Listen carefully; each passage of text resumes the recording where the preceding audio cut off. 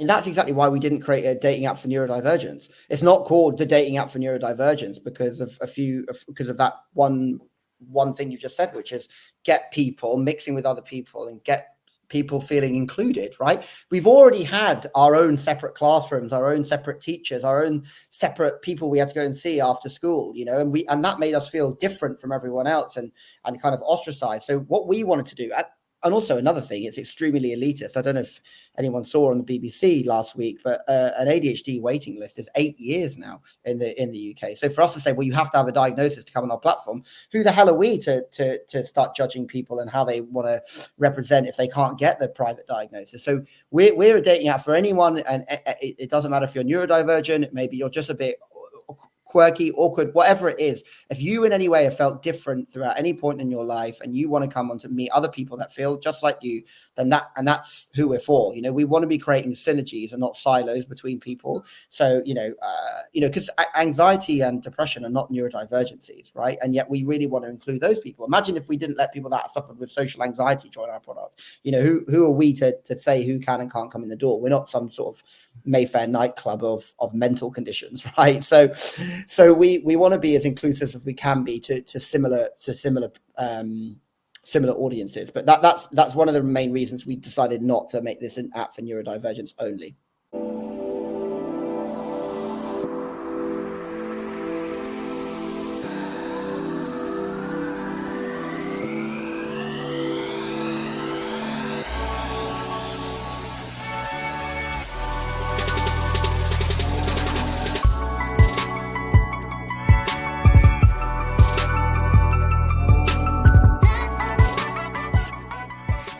So yeah, my name is Jamie. I'm the founder of Mattr, which is a dating app for the different, with a high emphasis on the neurodivergent and people that struggle with poor mental health.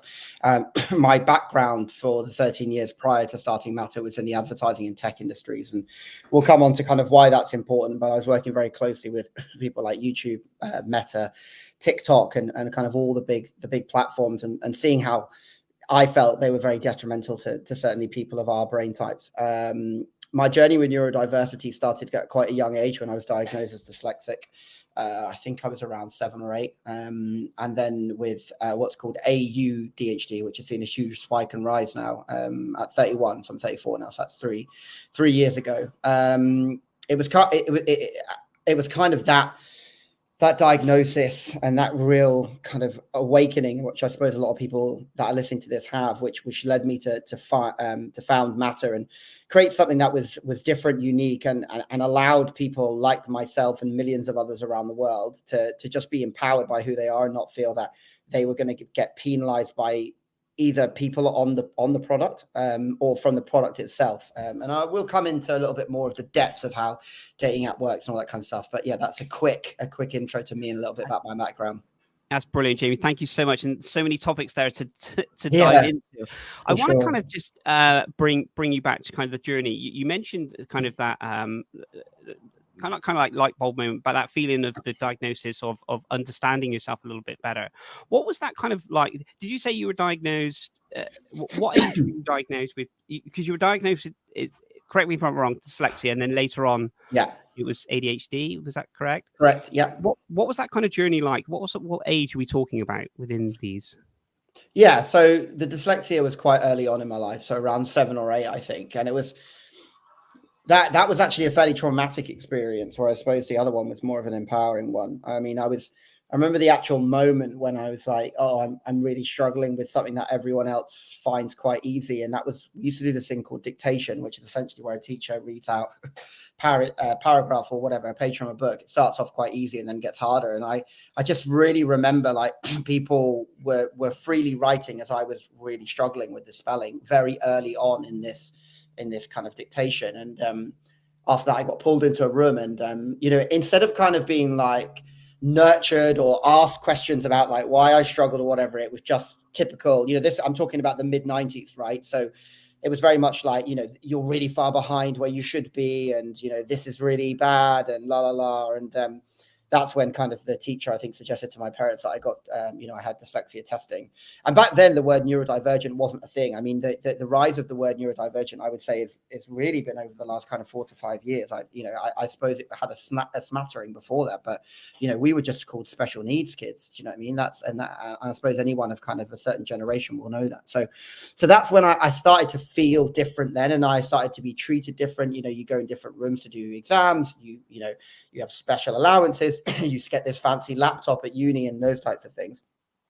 And then I kind of went through my life having every single symptom of ADHD, but no one really bringing it up to me. Just again, mostly just getting in a lot of trouble or not being able to regulate mood and emotion. And it was only really when I kind of got told, and I think anyone who's got ADHD will feel like this, that they get told they have ADHD before they've got a diagnosis and before they know it themselves by people. They go, have you got ADHD? Or, you talk a lot. You ever got checked out for ADHD?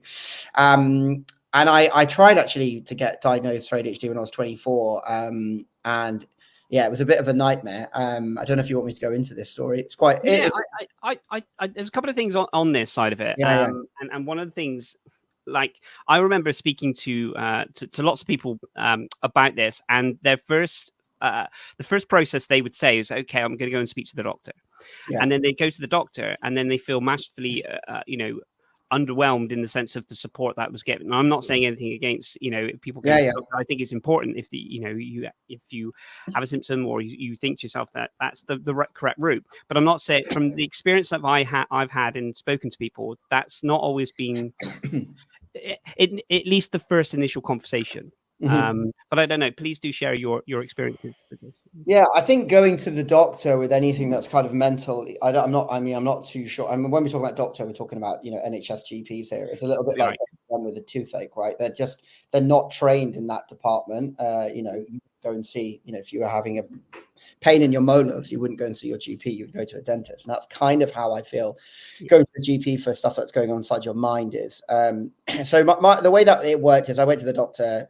They kind of looked at me like I had two heads, which I probably think would be easier for them to do something about if I did have two heads, rather than if you have any sort of neurodiversity. And they were like, look, you can do this, you can do that. But it was very kind of wishy-washy, and it was, kind of scaremongering with waiting lists. And they kind of just suggested that the best thing you can do is go private. So that's what I did. I asked my mum for the money, and I just was like, look, I'm really struggling with this. Can you please help me out? Like, it's going to make a big difference in my life. And what they do when you get ADHD tested is they make you fill in this huge set of forms. How often do you feel like this? What do you think about this scenario? And then they essentially give the same questions to someone that's known you for your whole life and get them to fill in the same thing.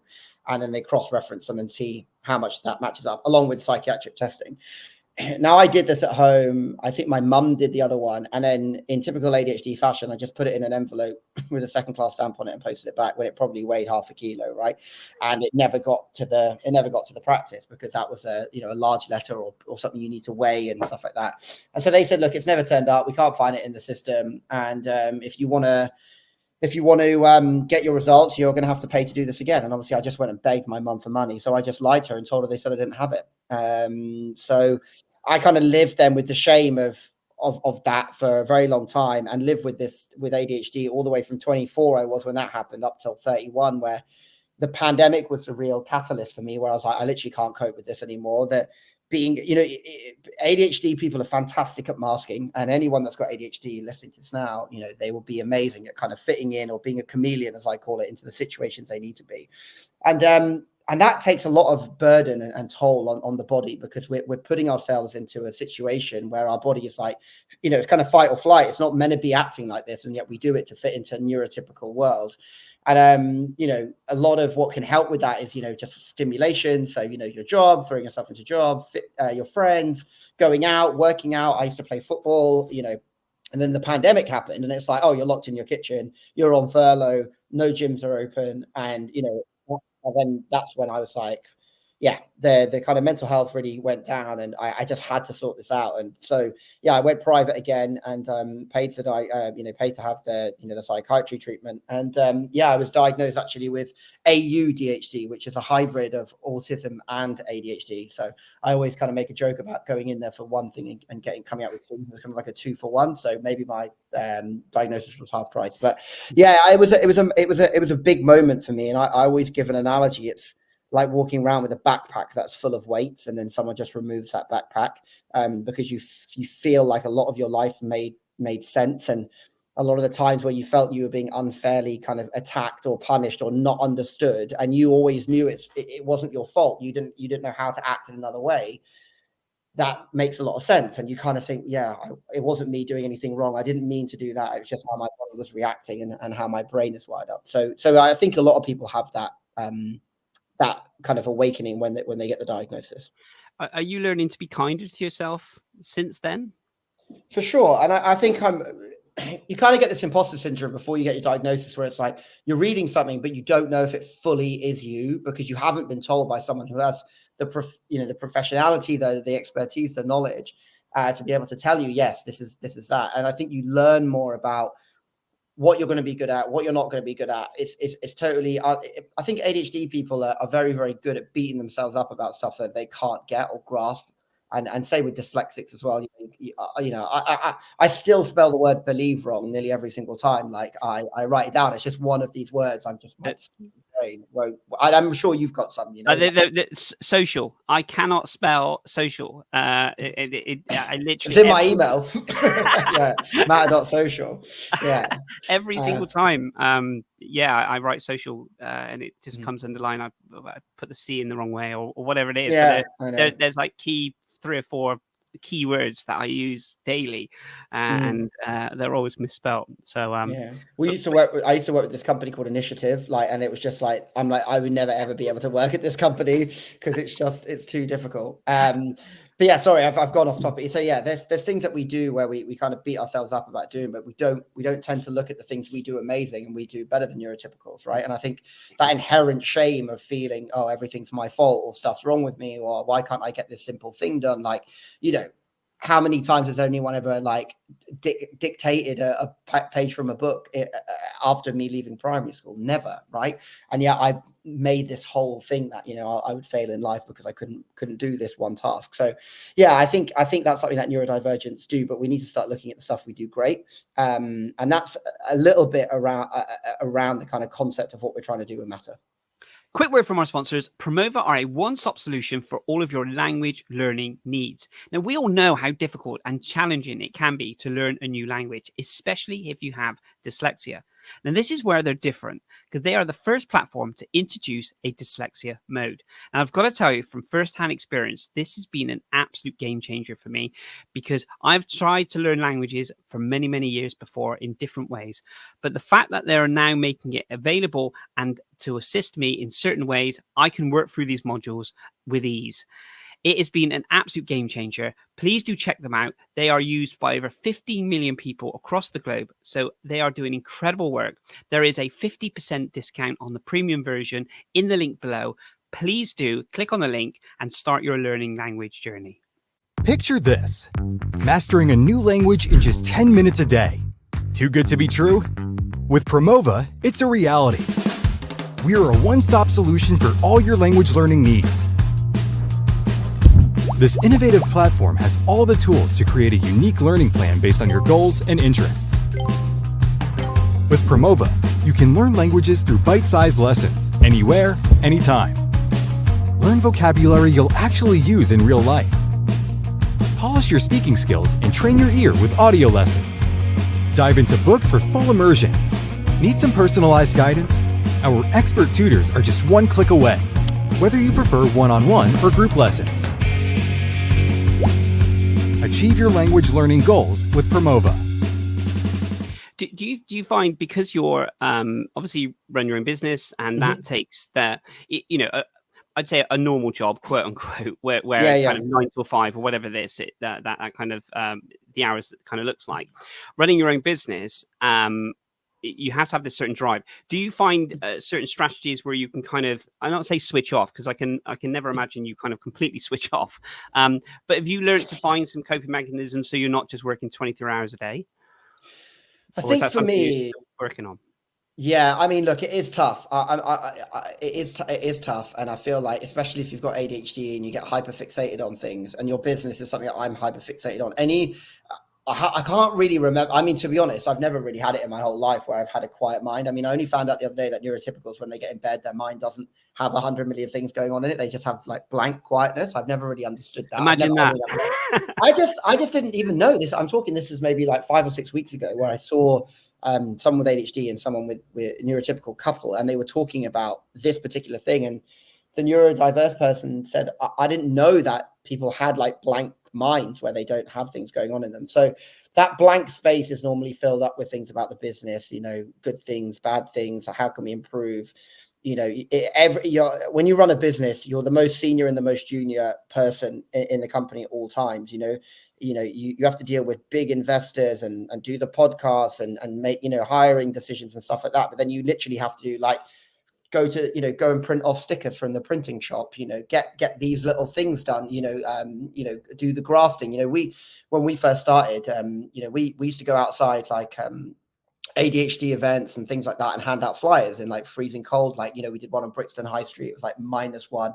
I'm meant to be the founder or boss of this company. I'm there with like flyering outside. You have to do that, because it's your business, and any problem is kind of up to you to resolve it. The buck stops with you, right?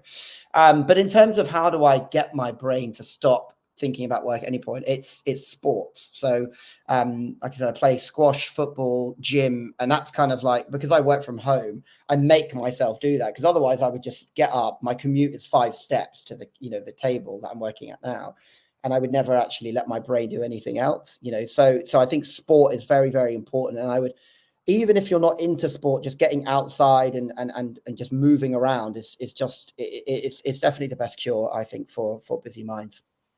Absolutely great advice there, Jamie. And it is. I do a lot of martial arts. It's not as much as I used to, but I always found that with martial arts it was brilliant, because you could just put your phone to one side, and for 2 hours you were you always start in kind of like a meditative state where you have to kind of you kind of ground yourself and you get into that kind of mindset, and then for a couple of hours it's just purely you're just there absorbing it all. So that, and football as much as I can in that sense, but it is anything that's kind of that takes that mind and tries to focus. I almost felt whenever I was doing these things like football or martial arts or anything else, I was almost hyper focusing on it, but in a good way. And it did break that normality of because it's so easy to just pick your phone up or answer that email or jump onto this, jump onto that, but you don't realize, how detrimental it could be to just keep getting into that loop.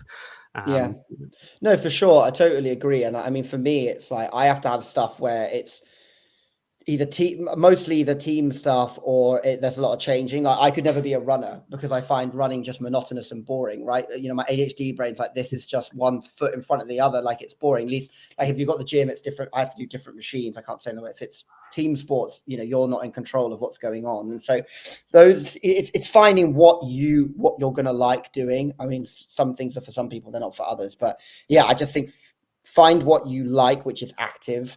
And even if you're not the most active person, there's something. It can be ping pong, it could even be darts, it can be whatever it is, and allow your brain to kind of just react to something else rather than you always pushing it to do something. Absolutely. Jamie, so am I right in saying that you created Mattr in lockdown or around the kind of lockdown period? The idea for it came in lockdown, and we then did about a year of getting it off the ground.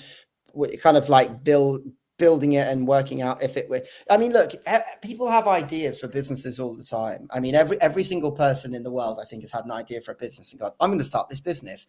And I think entrepreneurs fall into 2 camps. They either fall into the camp of, I want to be an entrepreneur and I'm going to find an idea and I'm going to, and my old housemate, by the way, he's definitely in that category. He's always wanted to be an entrepreneur. He's an entrepreneur now. He runs a very successful marketing business, but he always wanted to be an entrepreneur. Whereas I definitely didn't want to. I didn't have any intention of becoming an entrepreneur the idea came to me. And so I think if you fall into either one of those two camps, the most important thing you can do is find out if anyone else, gives the monkeys about your idea like you do, because everyone, as I said, comes up with ideas of businesses all the time. So we did a lot of kind of research, of talking to our audience, and finding out if this was something actually anyone other than me cared about. It so happens I'm very lucky in life because my sister's a behavioral scientist, and so having a behavioral scientist as a sister is pretty good when you're trying to come up with businesses, because they understand data and they understand kind of survey writing and all that kind of stuff. But there was one moment where I thought, wow, this is going to work, and that was when we did a survey to ask neurodivergent people. We assessed loads of people: neurodivergents, neurotypicals, racial minorities, sexual minorities. But the neurodivergent one was really the catalyst, because we ran a survey saying we were going to create a dating product for the different. It was completely unincentivized, unpaid, on everything. We paid an influencer to put it up on her Instagram story for 24 hours and say, these guys are trying to create something for us.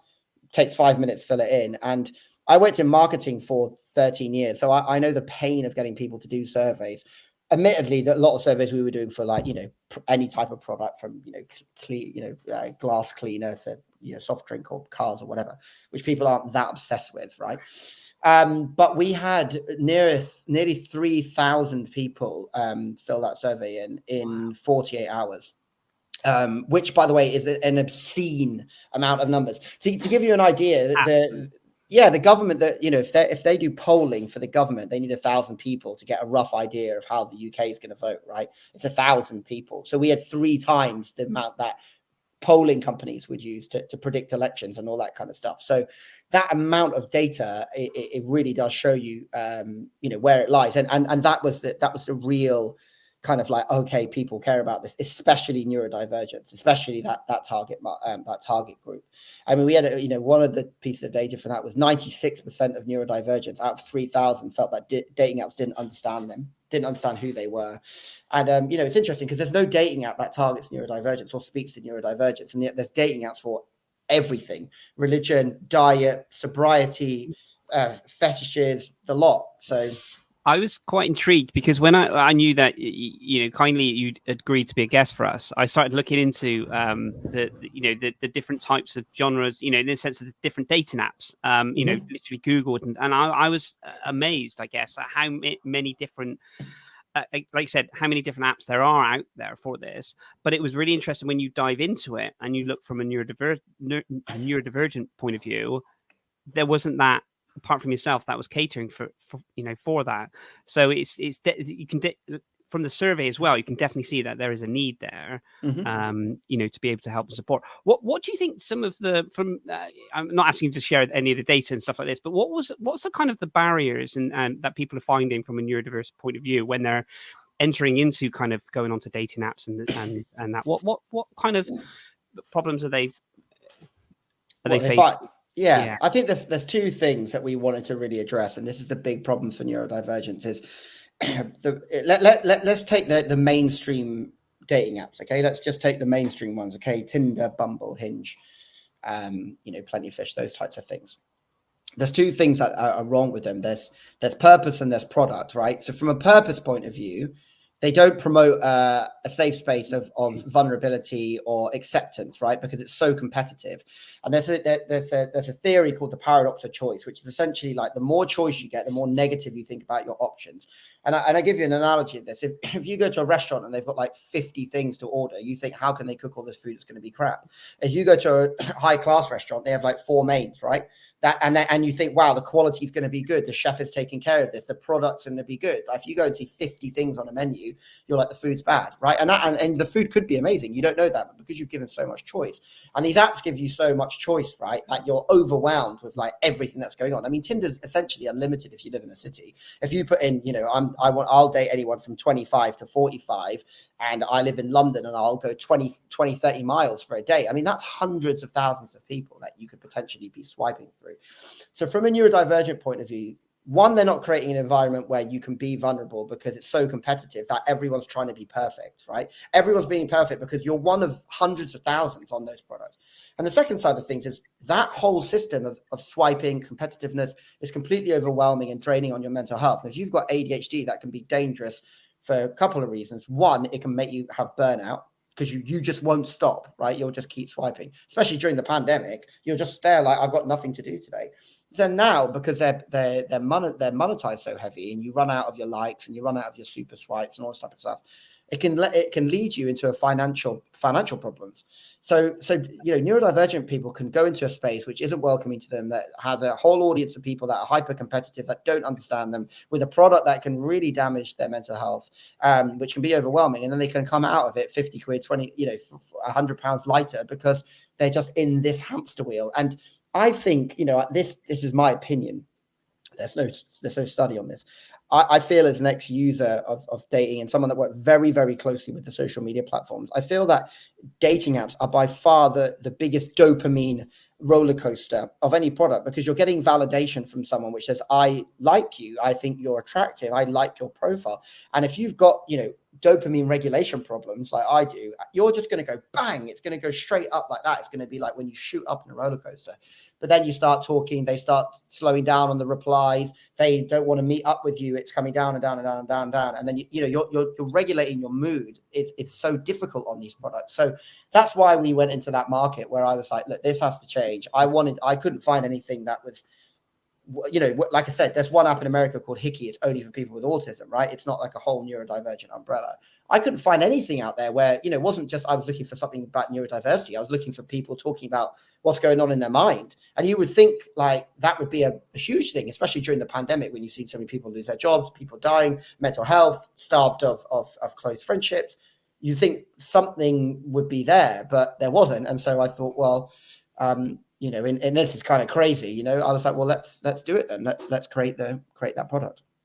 It's really fascinating what you mentioned about the kind of the dopamine fix, I guess, in the sense of, and we get this through any kind of online usage, for our social media, take TikTok, for instance, where it's just fast paced. It's like the minute you get this kind of couple of seconds of lull, it's straight onto the next one. It's that side of it. And do you think that the apps have kind of captivated that element of this from the actual swiping? Because it's interesting, isn't it, how we use it? I remember reading a study years and years ago with regards to kind of how social media works, and the way that we hold the phone, the way that we scroll, and the way that they market it in the way that we would always scroll up in this sense. And now it's obviously with the thumb and scrolling right within the app side of it. Do you think there's a lot of psychology that goes into these apps? 100%, to make sure that someone has that continuous, especially when we're talking about money involved as well. To like the psychology side of it there must have been huge amounts of work that's gone into it from these big global kind of other apps. Yeah, I mean, I don't think it. I know it. I mean, I worked in the industry for 13 years, so I can tell you firsthand, as someone that worked there, that's exactly what they do, because everything's done on what we call.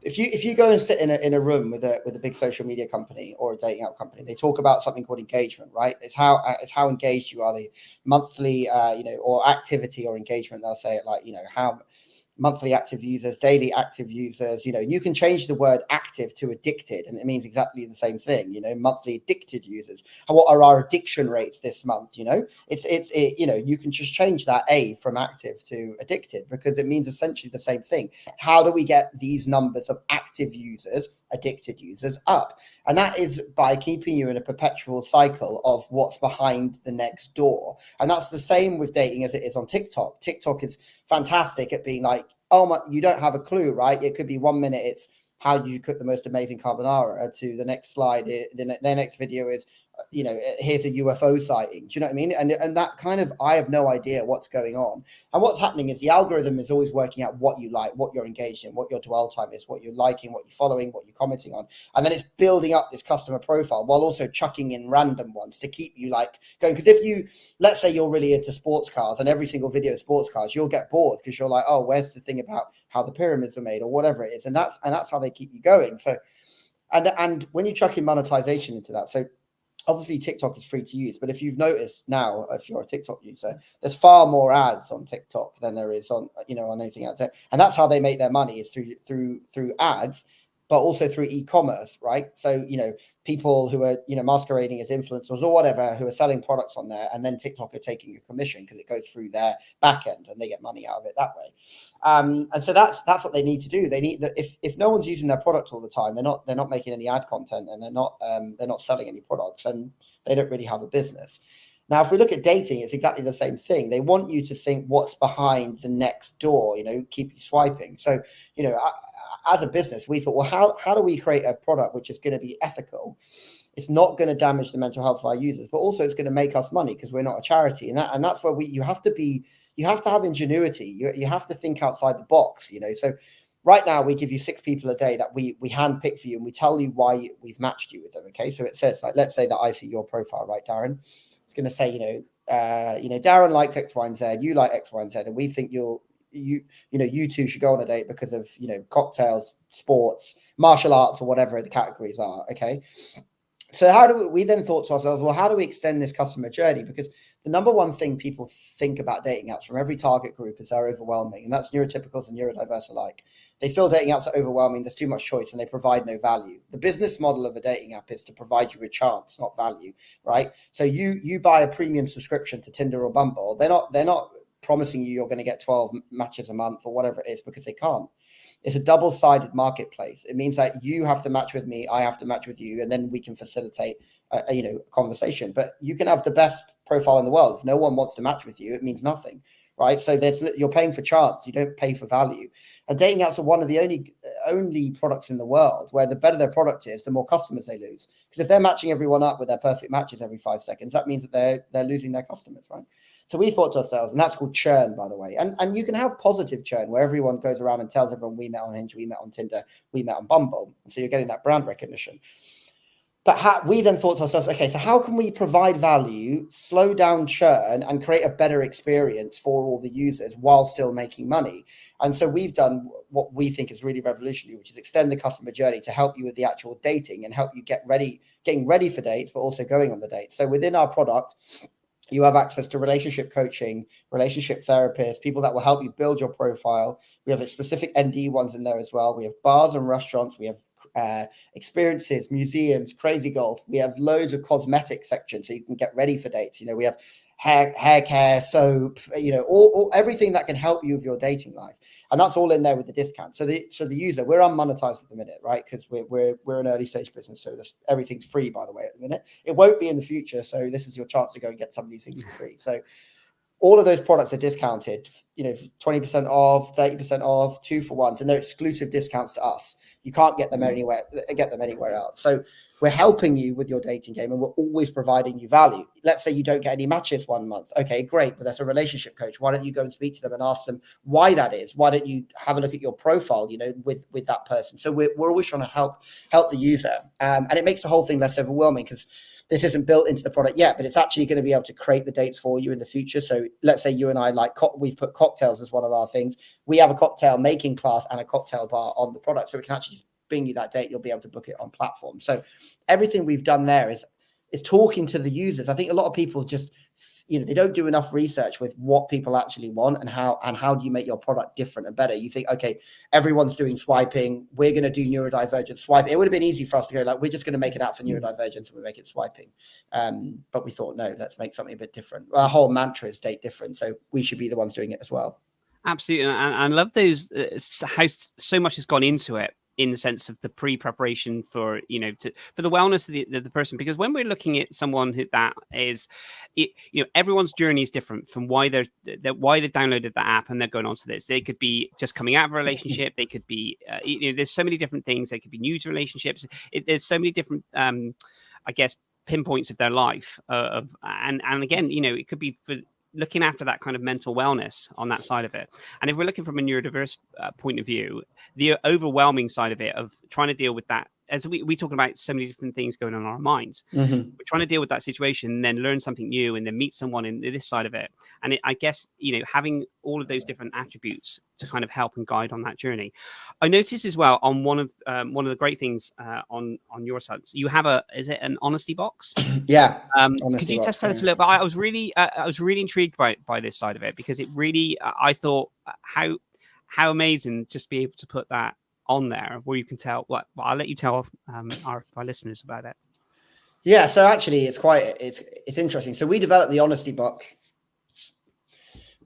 18 months ago, and a huge report just came out by Plenty of Fish, who are owned by Mattr, who are the big dating conglomerate, which said 93% of people, the number one thing they look for in a partner is emotional vulnerability, right? So they've done this huge study with all these people, massive company, and they've said that 93% of people are looking for emotional vulnerability. And I mean, we could have told you that 18 months ago when we developed Honesty Box. So we're way ahead of what these massive companies are doing, because I suppose they don't want to fiddle around with their business models. But essentially, Honesty Box is two boxes. One that's like you'll love, and this is a chance for you to be unashamedly, shout about yourself, blow your trumpet. And it can be something like a skill that, like I'm great at tennis, or I'm a black belt in karate, or whatever. Or it could be something really intrinsic, which is I'm really empathetic, I'm a great listener, or I'm a real go-getter type of person. And I feel like people don't want to sing their own praises, right? But we give you this chance and we make you do that first.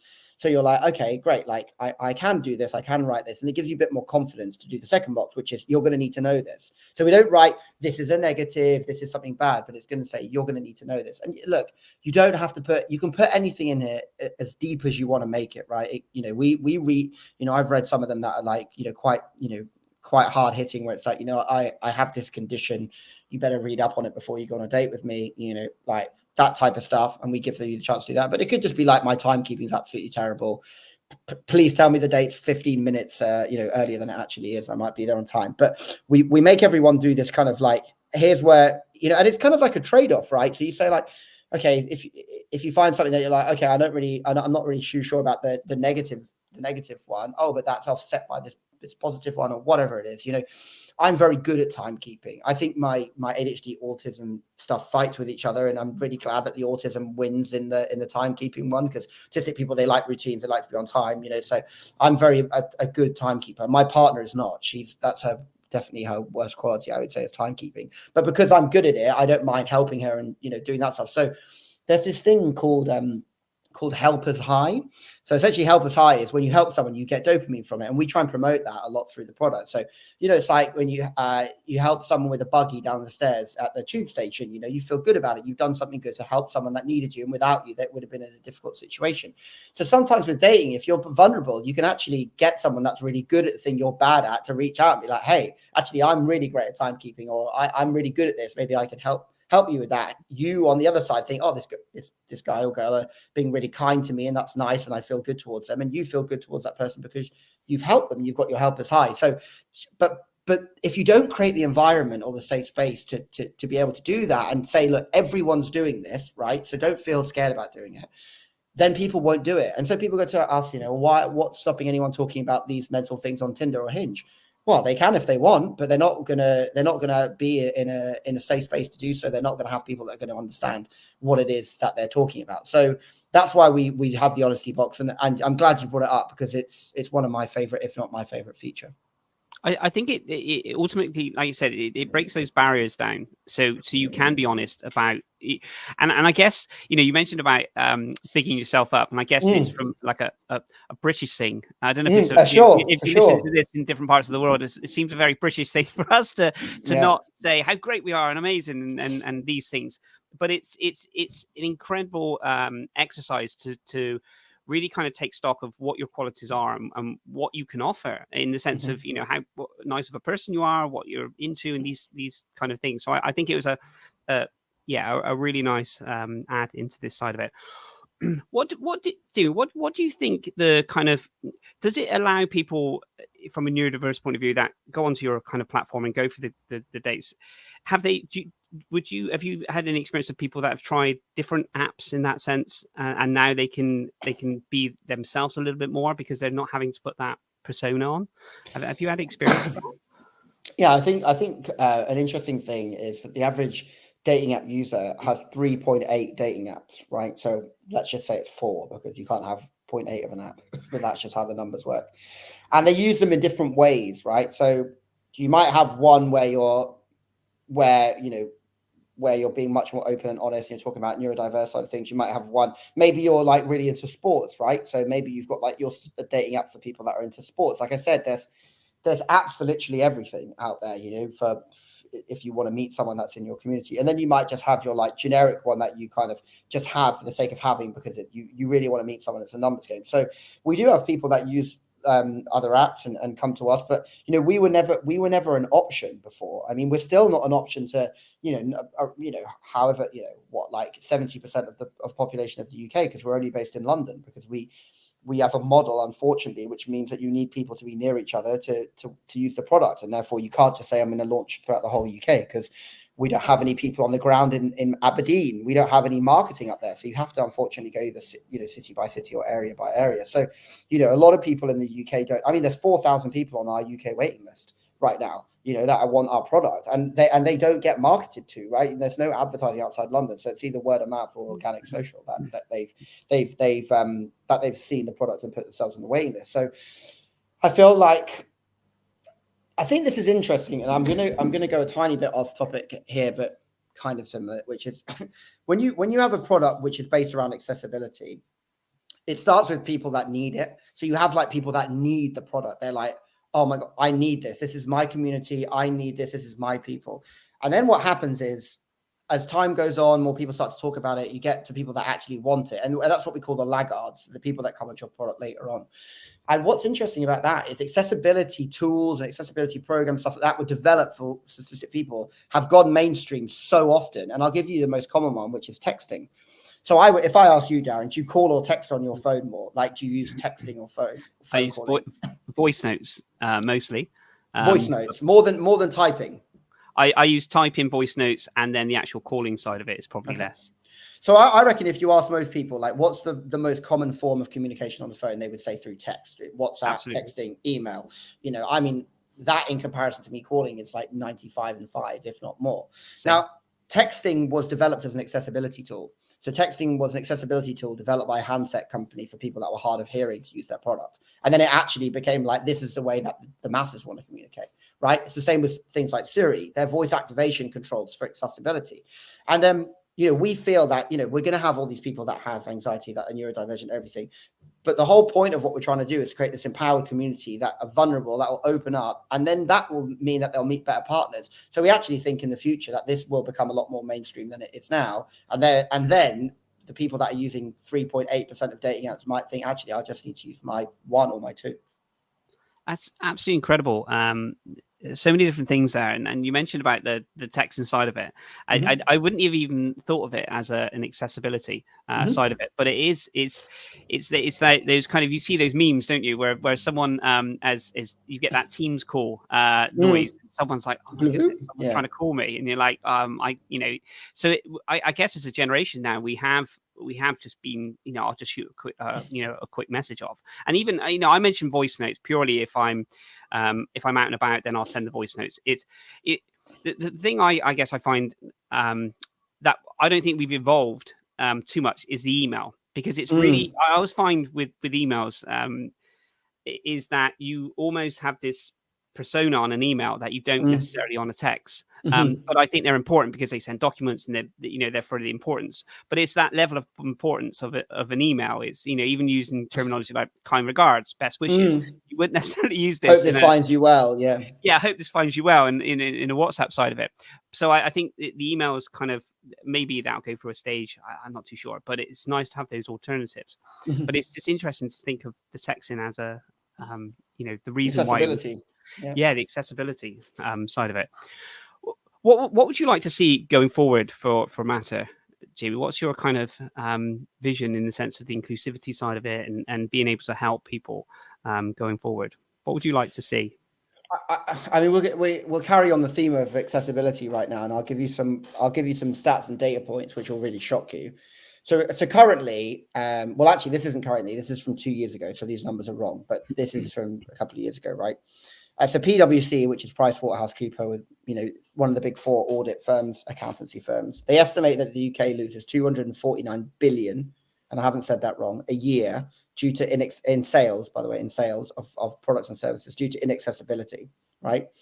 I wrote something the other day when the government changed over, and I said, hey, Keir Starmer, Labour Party, if you want some tax receipts, then why don't you start making stuff more accessible? 75% of people will use a product that is more accessible if they need it. That's people that need the accessibility. And actually 42% of people that don't need accessibility would rather use a product that has accessibility because it's helping other people use the product. So, we are 1% of accessibility in everything, and for instance, there's certain websites I just won't use, like anything that's made by Reach own the Mirror and things like that. Their websites are just so disgusting and overwhelming, and I can't navigate them, that I just won't click on one of their links. Like, you are just losing. You want to serve me ads and make money, like you can't, because I'm just, I'm not going to click on any of your links because they're inaccessible to me. And so we really want to, our industry is worth around 28 billion, or forecast to be 28 billion, I think, in a couple of years.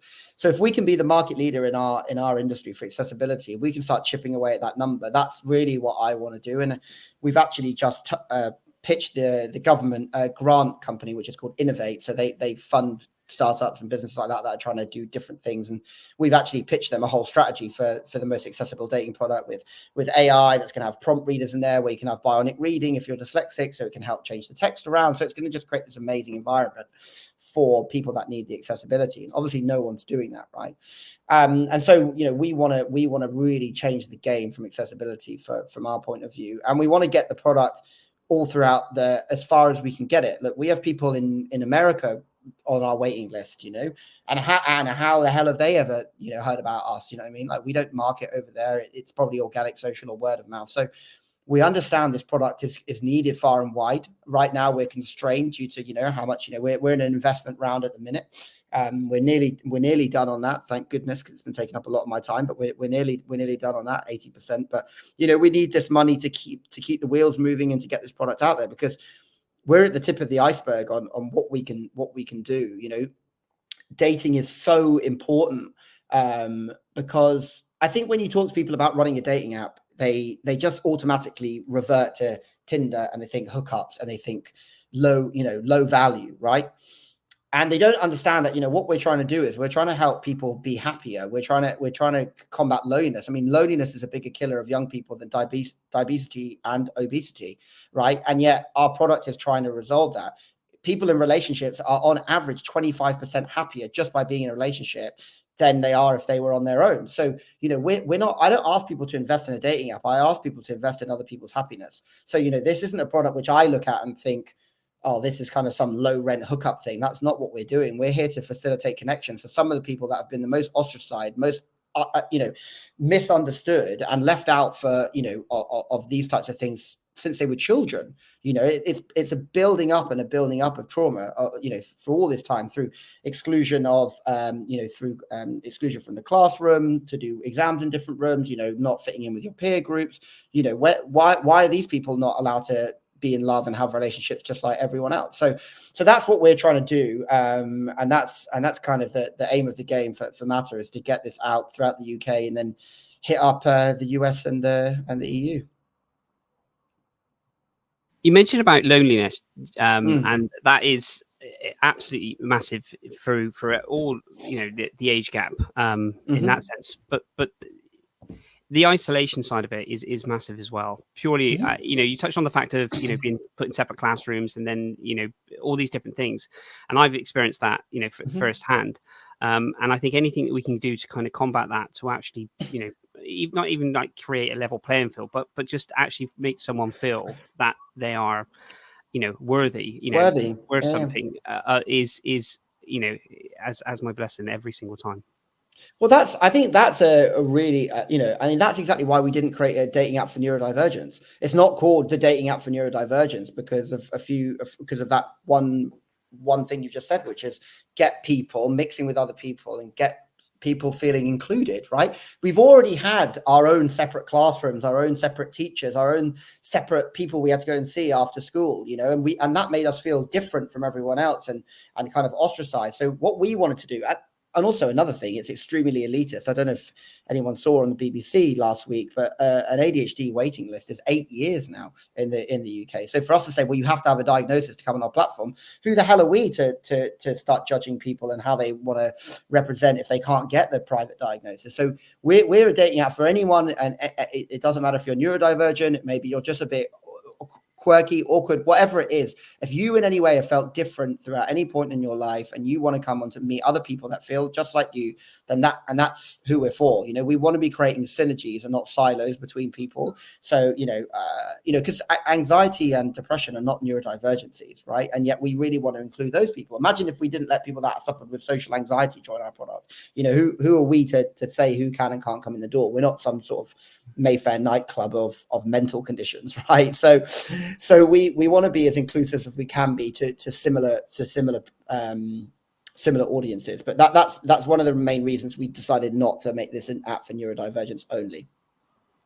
And I think that inclusivity side of it is second to none, Jamie. Jamie, we've come to the end of our time, and I cannot thank you enough for one, what you're doing for the community, and all of your expertise and experience that you're bringing in, and sharing your lived experience in this, and I'm sure it's helped massively to be able to to make this go. And I honestly, I wish you the very best. Just to thank you as well, Darren, for inviting me on here, and allowing me to kind of tell a bit of my story and the business as well. So thank you.